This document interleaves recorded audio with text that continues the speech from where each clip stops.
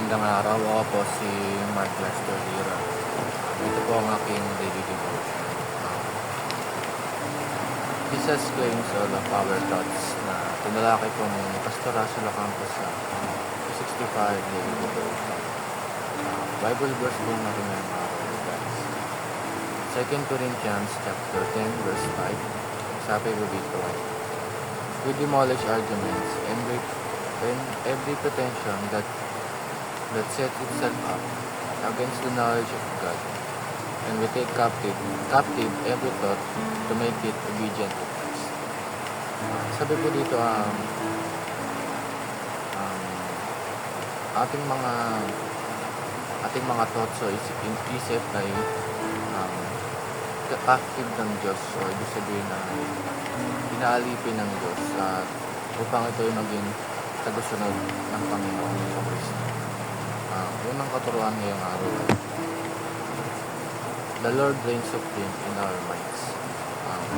Ang Diyos ang naghahari sa ating mga isipan, at huwag tayong magpapadala sa mga ibang nagsasabi na huwag tayong magpapasway sa mga ibang tao na nagsasabi na mas magaling sila sa Diyos, dahil ang Diyos ang naghahari sa isipan natin. Maging loyal tayo sa ating Panginoon at sundin ang kanyang mga utos, at magkakaroon tayo ng wisdom galing sa Diyos. Second teaching is, the Lord takes our thoughts captive. Ang mga iniisip natin ay inaalipin ng Diyos, at dahil ang tunay na nagpapaalipin sa Panginoon ay totoong malayo. Ano ba ibig sabihin nito? Kung minsan nakala natin na ang malaya ay ang paggawa ng mga makamundong bagay, ang party, matulog kahit saan, mabili yung mga gusto natin.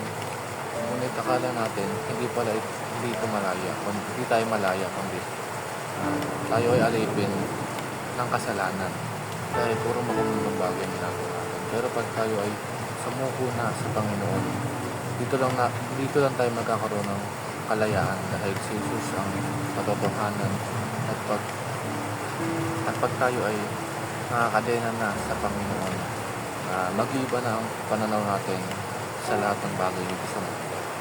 Ang huling katuruan is, the Lord makes our minds obedient.